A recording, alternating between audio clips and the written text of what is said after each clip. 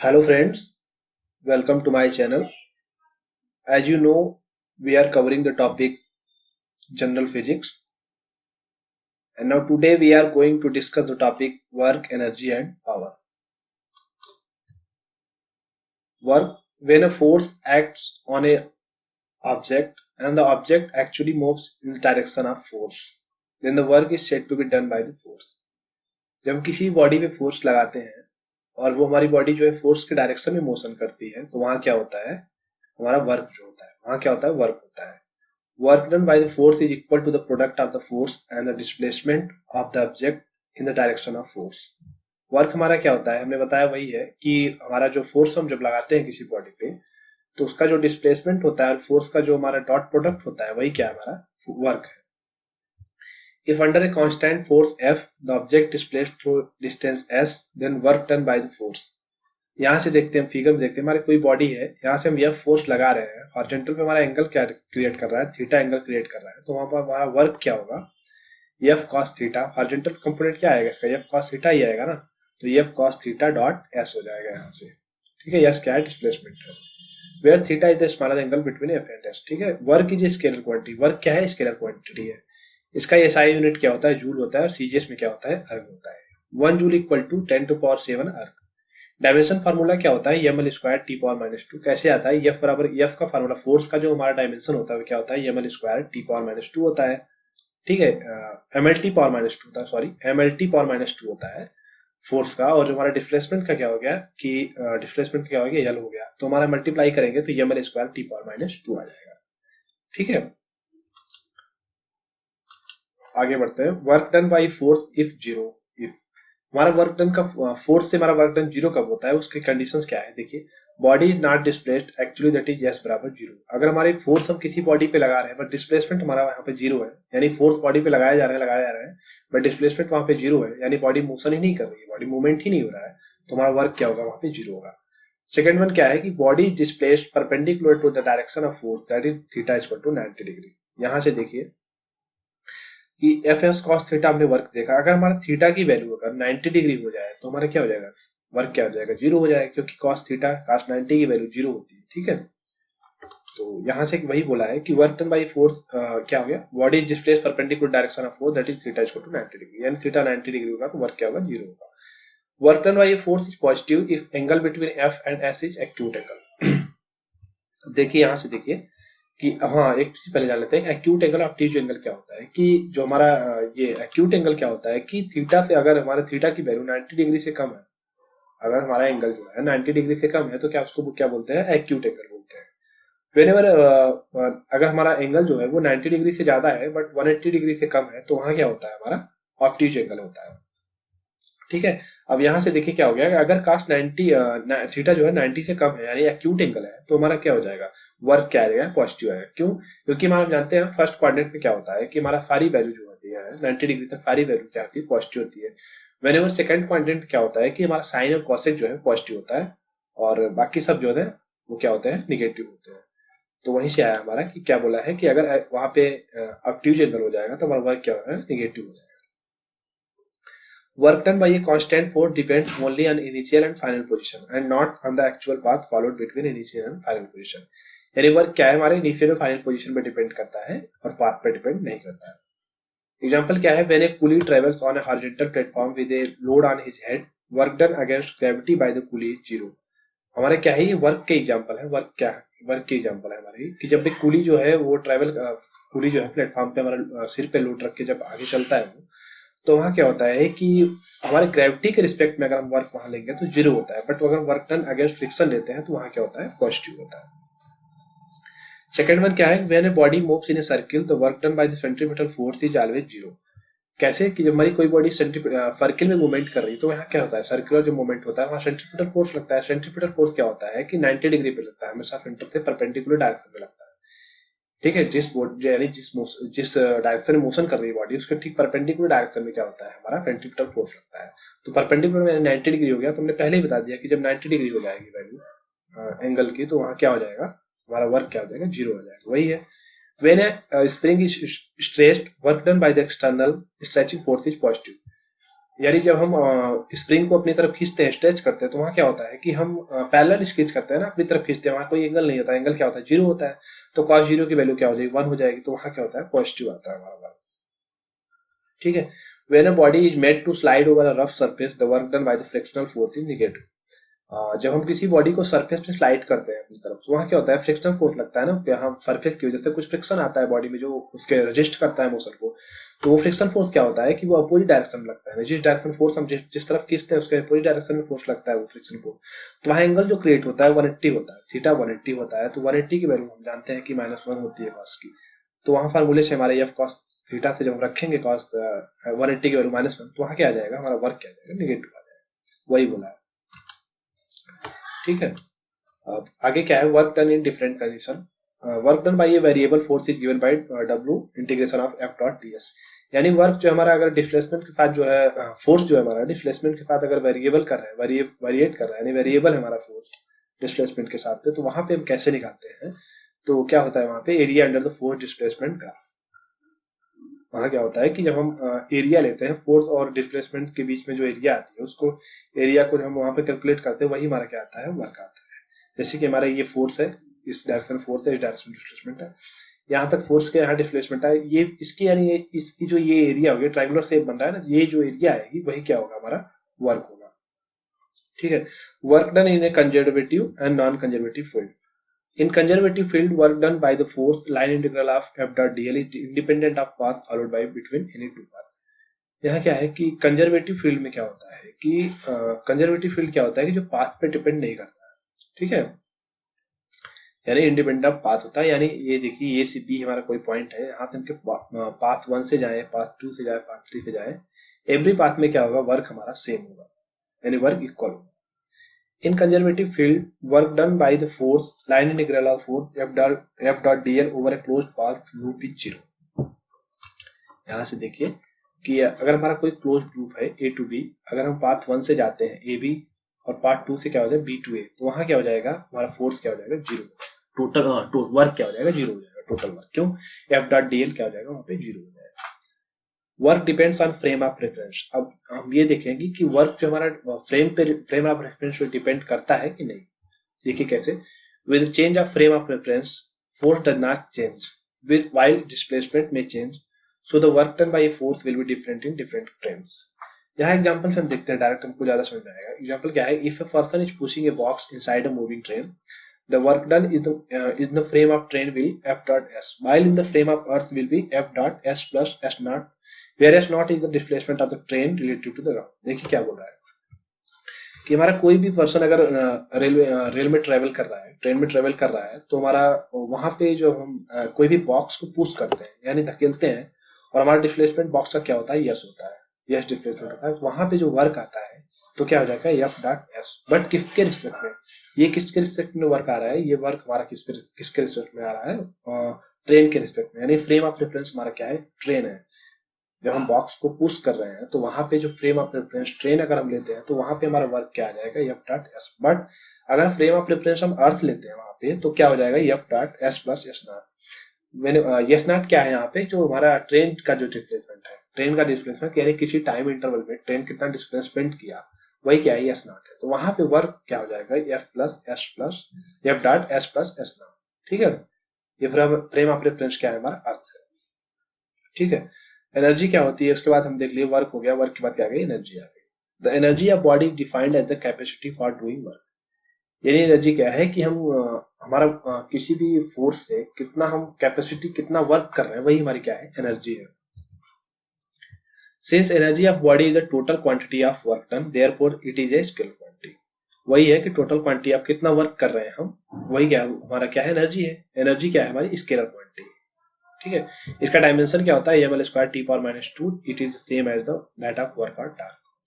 यानी एनर्जी क्या है, एनर्जी का डायमेंशन भी सेम होगा, क्योंकि वर्क ही तो है, टोटल वर्क ही तो है, तो हमारा क्या है, डायमेंशन भी हमारा सेम होगा। डायमेंशन और यहाँ पे यूनिट दोनों सेम ही होती है एनर्जी की भी। यूनिट हमने जो बताया वही है, जूल एसआई हो गया और अर्ग सीजीएस में हो गया। ठीक है। प्रैक्टिकल यूनिट्स कुछ इसकी होती है जो एग्जाम में पूछ लेती है, जैसे इलेक्ट्रॉन वोल्ट हो गया, किलोवाट आवर हो गया और कैलोरी हो गया। रिलेशन बिटवीन डिफरेंट यूनिट क्या है, अब देखिए यहाँ पे 1 जूल बराबर क्या होता है, 1 जूल बराबर क्या होता है, 10 पावर 7 अर्ग होता है। 1 इलेक्ट्रॉन वोल्ट क्या होता है 1.6 इंटू 10⁻⁻19 जूल, और 1 कैलोरी वर्ग आप जानते हैं 4.18 जूल होता है। ठीक है, ये यूनिट थोड़ा याद रखना है। उसके बाद क्या है मास एनर्जी इक्विवेलेंस है। आइंस्टीन की थ्योरी यहाँ पे आती है। Einstein special theory of relativity so that material particle itself A form of energy. Einstein sir ने यही बताया था कि एवरी पार्टिकल में क्या होता है कुछ ना कुछ एनर्जी होती है, और उन्होंने कैसे इसको बताया कि अगर किसी की बॉडी का मास m है तो वहां पे एनर्जी क्या हो जाएगी mc² हो जाएगी, यानी उस बॉडी का मास और c², वेयर c क्या है या लाइट की स्पीड है। ठीक है, velocity of light in vacuum, जो कितना होता है 3 × 10⁸ होता है मीटर पर सेकंड। ठीक है, अब देखिए अगर हम मास को बॉडी के मास को 1 mu लेते हैं, यानी एटॉमिक मास यूनिट में लेते हैं 1 mu, जो कि इक्वल टू किसके होता है 1.67 × 10⁻⁻27 kg, वहां पे हमारी जो एनर्जी निकल के आती है वो कितना आती है 931 मेगा इलेक्ट्रॉन वोल्ट। ठीक है, अगर हम 1 mu लेते हैं मास तो वहां पे हमारी एनर्जी क्या हो जाएगी 931 मेगा इलेक्ट्रॉन वोल्ट, और हमारा जो किसके इक्वल होता है 1.5 × 10⁻⁻10 जूल। एग्जाम में पूछता है, इसको थोड़ा याद रखना है कि हमारा जो अगर 1 mu की वैल्यू कितना है, एक हमारा मेगा इलेक्ट्रॉन वोल्ट की वैल्यू कितना आती है, तो ये चीज हमारा जो है यहाँ से याद रखना है। और अगर हम मास को केजी में लेते हैं तो क्या आ जाता है हमारा एनर्जी क्या आता है 9 × 10⁻16 जूल आता है। ठीक है, एग्जाम्पल हम लेते हैं annihilation of matter when an electron and a positron combine with each other, they annihilation or destroy each other, the mass of electron and positron are converted into energy, this energy released in the form of gamma rays। यानी क्या होता है जब electron और proton मिलते हैं तो वहाँ क्या होता है क्या होता है डिस्ट्रॉय हो जाता है ना वहाँ पे, बट क्या होता है एनर्जी वहाँ पे खत्म नहीं हो जाती, डिस्ट्रॉय नहीं हो जाती, एनर्जी आती है जो कि गामा रेज के फॉर्म में आती है, और एक गामा रेज की वैल्यू कितना होता है 0.51 मेगा इलेक्ट्रॉन वोल्ट। यहाँ पे 2 गामा रेज क्यों आया है, क्योंकि यहाँ पे क्या है हमको उसको भी देखना है लीनियर मोमेंटम के प्रिंसिपल को कन्वर्ट करने के लिए। ठीक है, यहाँ पे 2 गामा आता है। अब देखिए ट्रांसफॉर्मेशन ऑफ एनर्जी क्या है, conversion of energy from one form to another is possible through various device and process. कुछ डिवाइसेस हैं जो कि क्या पूछता है कि ये डिवाइस हमारी किस फॉर्म में एनर्जी को कन्वर्ट करती है, वही है डायनेमो हमारा है। डायनेमो क्या है मैकेनिकल को इलेक्ट्रिकल में कन्वर्ट करता है। ठीक है, डायनेमो क्या है मैकेनिकल को इलेक्ट्रिकल में कन्वर्ट करता है। फोटो इलेक्ट्रिक सेल जो सोलर पावर हमारे बनते हैं घरों में, ठीक है, लाइट को क्या करता है इलेक्ट्रिकल में कन्वर्ट करता है। ठीक है, प्राइमरी सेल होता है, प्राइमरी सेल केमिकल एनर्जी को इलेक्ट्रिकल में करता है। थर्मोकपल होता है, थर्मोकपल क्या है हीट को इलेक्ट्रिकल में करता है। ठीक है, इसी प्रकार से वोल्टामीटर है, वोल्टमीटर क्या करता है इलेक्ट्रिकल को केमिकल में करता है। अब हमारा क्या आ गया फोर्स के बाद हमारा वर्क आया, वर्क के बाद एनर्जी है, एनर्जी में क्या है काइनेटिक एनर्जी होता है। काइनेटिक एनर्जी क्या है the energy processed by body by virtue of its motion is called kinetic energy. यानी कि हम वर्क लगाते हैं, वर्क से एनर्जी है, उस वर्क से जो मूवमेंट हुआ, जो हमारा मोशन हुआ, कुछ वेलोसिटी है, वही क्या है काइनेटिक एनर्जी है। जो एनर्जी जो है मोशन से आती है वही क्या है काइनेटिक एनर्जी है। एग्जाम्पल क्या है moving vehicle process kinetic energy, यानी व्हीकल जब हमारी गाड़ियां चलती हैं तो उससे क्या होता है काइनेटिक एनर्जी फिर तो चल रही है। Moving air that wind process kinetic energy which is used to run wind mills, यानी वाइंड मिल्स को चलाने के हम क्या करते हैं पवन चक्की है ना, पवन चक्की किससे चलते हैं हवा से ही चलाते हैं, तो वहां क्या होती है काइनेटिक एनर्जी फिर चलता है। A bullet fired from the gun has kinetic energy and due to this energy the bullet penetrates into target। Gun से जब बुलेट निकलती है तो हाई काइनेटिक एनर्जी के साथ निकलती है, जो कि क्या करती है अपने टारगेट पे जाके पेनिट्रेट करती है, तो वहां क्या होता है हायर काइनेटिक एनर्जी। ठीक है, एक्सप्रेशन फॉर काइनेटिक एनर्जी क्या है कि किसी बॉडी का मास हम m लेते हैं, उसकी इनिशियल वेलोसिटी u लेते हैं जो कि 0 है, फोर्स हमारा f वहां पे लेते हैं, एक्सेलरेशन क्या है a है, और डिस्टेंस f लेते हैं, और फाइनल वेलोसिटी जो हम v से मेजर v जो है डिनोट करते हैं, तो वहां से क्या आएगा हमारा न्यू लॉ ऑफ मोशन के थर्ड लॉ से क्या है मोशन का थर्ड लॉ v² बराबर u² प्लस 2as। v क्या है फाइनल वेलोसिटी, u हमने क्या लिया है 0 लिया है, तो यहाँ से क्या आ जाएगा v² बराबर 2as। अब यहाँ से हम डिस्प्लेसमेंट यहाँ से फाइंड आउट कर लेंगे तो क्या आ जाएगा v² अपॉन 2a। ठीक है, यहाँ से क्या देखिए क्या बोला है since the displacement the body is the direction of applied force then work done by the force is. हमारा क्या है फोर्स लगाने पे अगर डिस्प्लेसमेंट जो है वो फोर्स के डायरेक्शन में ही हो रहा है तो वहां से वर्क क्या आएगा। अब देखिए W बराबर क्या होता है f डॉट s होता है, हमने देखा पहले ही, तो यहाँ से क्या हो गया f की वैल्यू ma हो गई मास इंटू एक्सेलरेशन, और यहाँ से s की वैल्यू कितना आ गई v² अपॉन 2a हो गया। ठीक है, अब यहाँ से देखें हम यहाँ से जब वैल्यू यहाँ से निकालेंगे, यहाँ पे थोड़ा सा सिंप्लीफाई करेंगे तो क्या आ जाएगा हाफ mv², यानी वर्क डन बराबर क्या हो गया half mv²। This work done appear at the kinetic energy of the body. ये हमारा यही वेलोसिटी से जो वर्क डन हमारा है यही क्या होता है काइनेटिक एनर्जी होता है half mv²। Kinetic energy depends on frame of reference. Kinetic energy भी क्या होता है वर्क की तरह फ्रेम ऑफ रेफरेंस पे डिपेंड करता है। The kinetic energy of a person of mass m sitting in a train moving with speed v is 0 in the frame of train but half M B square in the frame of. Same वही process है जैसे box जो है जब person जो है push कर रहा था, सेम वैसा ही है कि अगर कोई पर्सन जो है ट्रेन में बैठा हुआ है और जो है ट्रेन मूव कर रही है स्पीड v से, तो अगर हमारा ट्रेन के रिस्पेक्ट में अगर पूछा जाए हमारा वहां पे काइनेटिक एनर्जी क्या है, यहाँ पे थोड़ा सा कंफ्यूजन हो जाता है कि अगर हमारा ट्रेन कभी कभार से पूछ लेता है, कोई भी क्वेश्चन पुटअप कर लेता है कि ट्रेन में कोई पर्सन बैठा है तो उसका क्या है काइनेटिक एनर्जी क्या होगी ट्रेन के रिस्पेक्ट में, तो हम सीधा बोल देते हैं half M B square, but ऐसा नहीं है। काइनेटिक एनर्जी अगर ट्रेन के रिस्पेक्ट में पूछा गया वहां पे तो पर्सन का तो जीरो होगा, बट अगर अर्थ के रिस्पेक्ट में पूछा जाता है तो हाफ एम बी स्क्वायर होगा। ठीक है। वर्क एनर्जी थ्योरम से हमारा आता है जैसे डब्ल्यू बराबर हमने देखा कि F dot S D S हो गया। अब एफ बराबर क्या होता है M A dot D S. ठीक है। अब एम एज क्या होता है, एक्सीलरेशन क्या होता है, वेलोसिटी का जो है टाइम के साथ डेरिवेशन करते हैं तो वहां से हमारा आता है एक्सीलरेशन, तो M D V upon D T, D S लिख सकते हैं ना इसको। और D S upon D T क्या होता है, जब डिस्प्लेसमेंट का टाइम के साथ हम वहां पे क्या करते हैं डिफरेंशिएट करते हैं तो वहां पे क्या आता है हमारा वेलोसिटी आती है। तो सेम वही किया है, सिंप्लीफाई करके M D V D S upon D T, जिसको क्या लिख देंगे एम वी डी वी, यही हमारा वर्क एनर्जी थ्योरम है। ठीक है। आगे बढ़ते हैं, क्या work done on the body in order to increase it velocity from U to V is given by. अगर हमारे किसी बॉडी की वेलोसिटी इनिशियल वेलोसिटी वी दिया है, फाइनल वेलोसिटी वी दिया है, यानी ये आपका स्मॉल यू है कैपिटल वी है, तो हमारे वहां से क्या हो जाएगा जो हमारा वर्क हमारा पूछा जाएगा वहां से क्या आ जाएगा एम वी डी वी, और हमारा इंटीग्रेशन कर देंगे यू से वी तक। ठीक है। यू से वी तक इंटीग्रेशन कर देंगे वी डी वी को, तो हमारा वहीं से क्या आ जाता है वर्क आ जाता है। अब यहाँ पे जब वैल्यू फिटअप करेंगे तो हमारा क्या आ जाएगा half M V square minus U square. हम यहाँ से क्या देख रहे हैं कि हाफ यहाँ वर्क डन क्या हो रहा है, चेंज इन काइनेटिक एनर्जी हो रहा है। यही हमारा वर्क एनर्जी थ्योरम है कि वर्क डन जो हमारा क्या है कि चेंज इन काइनेटिक एनर्जी ही है। अब देखिए क्या बोला कि ये kinetic energy of the body increases, work is positive, that is body moves in direction of force. क्या है कि अगर हमारा काइनेटिक एनर्जी यही है ना हाफ एम बी स्क्वायर है, यहाँ पे क्या फाइनल जो है फाइनल एनर्जी है, फाइनल काइनेटिक एनर्जी पॉजिटिव है हमारी, तो क्या हमारे वैल्यू पॉजिटिव आ जाएगी वर्क की। अगर ये कम है डिग्री वैल्यू जो है फाइनल वेलोसिटी फाइनल जो काइनेटिक एनर्जी है अगर ये कम है तो वैल्यू वर्क की क्या आ जाएगी नेगेटिव आ जाएगी।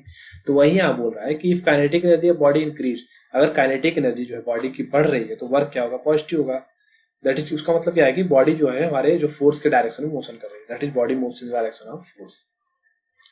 यानी कि काइनेटिक एनर्जी अगर हमारी बढ़ रही है, सीधा सा सिंपल सा है कि अगर काइनेटिक एनर्जी इंक्रीज कर रही है तो वर्क पॉजिटिव होगा, और जो मोशन होगा हमारा जो बॉडी का मोशन होगा वो फोर्स के डायरेक्शन में होगा। और अगर सेकंड वाइस वर्सा क्या है कि अगर काइनेटिक एनर्जी डिक्रीज हो रही है, अगर काइनेटिक एनर्जी जो है हमारी डिक्रीज हो रही है तो वर्क निगेटिव होगा और ऑब्जेक्ट जो है वो अपोजिट डायरेक्शन में मोशन करेगा फोर्स के। ठीक है। अब relation of kinetic energy with linear momentum, linear momentum जानते हैं पी बराबर एम बी होता है, तो यहाँ से energy half M B square हुआ, तो यहाँ से एम का वैल्यू यहाँ से पुटअप कर देंगे पी बाई एम, वी की वैल्यू यहाँ से पुटअप कर देंगे पी बाई एम। ठीक है। यहाँ से देखिए हाफ एम बी स्क्वायर है तो half P by V B square, यानी एम की वैल्यू हम पुटअप किए P by V, P by V यहाँ पुटअप कर दिए, वन वी से वन कैंसिल हो गया तो ये एनर्जी क्या आ गई हाफ पी वी हो गया। ठीक है। पी क्या है मोमेंटम यहाँ पे। अब यहाँ से और सिंप्लीफाई कर लेते हैं, यहाँ से वी की वैल्यू निकाल लेते हैं तो P square point two M आ गया। तो फाइनल क्या देखते हैं मोमेंटम क्या है कि momentum under root two E M, यानी क्या बोल सकते हैं from ever relation it clear that body can not have kinetic energy without having momentum and vice versa. यानी किसी बॉडी में काइनेटिक एनर्जी तभी होगा जब वहां पे कुछ मोमेंटम होगा, और मोमेंटम तभी होगा जब काइनेटिक एनर्जी होगा। यानी ऐसा नहीं है कि बॉडी में काइनेटिक एनर्जी है बट मोमेंटम नहीं है, अब ऐसा भी नहीं है कि मोमेंटम है काइनेटिक एनर्जी, यानी वाइस वर्सा है कि काइनेटिक एनर्जी है मोमेंटम है तो काइनेटिक एनर्जी है। आगे क्या है पोटेंशियल एनर्जी है। पोटेंशियल एनर्जी क्या होती है, देखिए potential energy stored in an object due to position और अरेंजमेंट। यानी काइनेटिक एनर्जी क्या हो, काइनेटिक एनर्जी मोशन से आती है बट जो हमारी पोटेंशियल एनर्जी है पोजीशन से आती है। इसका फार्मूला क्या होता है पी बराबर एम जी एच, एच क्या है पोजीशन है हाइट है जो कि सरफेस से लेते हैं अर्थ के सरफेस से। अब देखिए क्या है law of conservation of energy क्या है, काइनेटिक एनर्जी हमने देखा है एफ डॉट डी आर होता है, बट हमारी जो पोटेंशियल एनर्जी होती है minus F dot D R, minus ले नेगेटिव साइन क्यों लेते हैं यहाँ पे, क्योंकि हमारा जो ये ग्रेविटी के अपोजिट डायरेक्शन मूवमेंट करता है। ठीक है। पोटेंशियल एनर्जी किसी भी हाइट पे हम जब जा रहे हैं तो क्या है कि ग्रेविटी के अपोजिट डायरेक्शन में जा रहे हैं ना, तो वहां क्या होता है इसलिए नेगेटिव साइन लेते हैं। इसको जब हम ऐड करते हैं तो के प्लस यू बराबर कॉन्स्टेंट, यानी काइनेटिक एनर्जी और इसका जो काइनेटिक एनर्जी और पोटेंशियल एनर्जी का जो सम होता है वो क्या होता है कांस्टेंट होता है। यानी कि अगर काइनेटिक एनर्जी बढ़ेगी तो पोटेंशियल एनर्जी डिक्रीज होगी, वाइस वर्सा है, अगर काइनेटिक एनर्जी बढ़ेगी तो पोटेंशियल एनर्जी डिक्रीज होगी, उसी वैल्यू में डिक्रीज होगी। ठीक है। इक्वल अमाउंट में डिक्रीज होगी। आगे क्या है, पावर क्या है, पावर क्या होता है, power of body is defined as the rate at which the body can do the work. देखिए हमारा फोर्स से क्या आया, वर्क आया, वर्क से क्या है, एनर्जी आया, एनर्जी से क्या आएगा, पावर आएगा। हमारी वर्क का जो रेट है वही क्या है, पावर है, यानी कितने टाइम में कितना वर्क हम कर रहे हैं वही क्या हमारा पावर है। देखिए वही है डी डब्ल्यू अपन डी टी बराबर, अब डी डब्ल्यू हम पहले देखा एफ डॉट डी एस अपन डी टी, डी एस अपन डी टी हमने पहले बताया क्या है, वेलोसिटी है, तो एफ डॉट वी हो जाता है। यानी पावर क्या होता है कि equal to scalar product of force with velocity. Power भी स्केलर क्वांटिटी है जो फोर्स और वेलोसिटी का प्रोडक्ट होता है। इसका डायमेंशन क्या है, M L square T power -3, यहां से निकाले हैं। फोर्स का डायमेंशन क्या होता है, एम एल टी पावर -2 होता है, और वेलोसिटी क्या होता है, एल टी पावर -1। तो यहाँ से पुटअप करेंगे वैल्यू, तो ये हमारी आ जाएगी M L square T power -3। Units क्या होते हैं इसके, वाट और जूल होते हैं, वाट और जूल पर सेकंड, क्योंकि हम जूल पर सेकंड क्या लेते हैं, एनर्जी है, वर्क का जूल होता है, तो हम पर रेट ले रहे हैं। रेट का मतलब क्या होता है, पर सेकंड, तो जूल पर सेकंड है साइड में, बट अगर हमारा सीजीएस से पूछता है तो वर्क पर सेकंड हो गया। प्रैक्टिकल यूनिट्स क्या है, किलोवाट है, मेगावाट है एंड हार्स पावर है। 1 वाट बराबर क्या होता है, जूल पर सेकंड होता है। 1 वाट बराबर क्या होता है, जूल पर सेकंड, जो कि क्या होता है 10⁻7 अर्थ पर सेकंड। अब देखिए 1 हार्स पावर पूछ क्या होता है, 1 हार्स पावर बराबर 746 वाट होता है। 1 हार्स पावर बराबर 746 watt. Area under power time curve give the work done as P बराबर T W by D T. ये क्या है कि अगर हमारा वर्क जो है टाइम के साथ वेरी कर रहा है, तो वहां से हम अगर पावर पूछा जाए, जैसे वर्क जो है अगर फोर्स के साथ टाइम फोर्स जो है डिस्प्लेसमेंट के साथ वेरी कर रहा था, तो हमने वहां से देखा था ना कि इंटीग्रेट किया था एफ डॉट डी एस को। उसी प्रकार से अगर पावर जो है, वर्क जो है हमारा टाइम के साथ जो है वेरी कर रहा है, तो वहां से हम क्या निकालेंगे, डब्ल्यू वर्क वहां से जब निकालना होगा तो वहां से क्या आ जाएगा, पी डी टी। यानी पावर जो है टाइम के साथ अगर वेरी कर रहा है तो वहां से क्या आ जाएगा, वर्क अगर निकालना हो तो पी डी टी हो जाएगा, इंटीग्रेट कर देंगे उस एरिया को, जो है area under P T curve होता है। ठीक है, thank you for watching, please like and subscribe. Okay, if you have any query then please go to comment box. Thank you.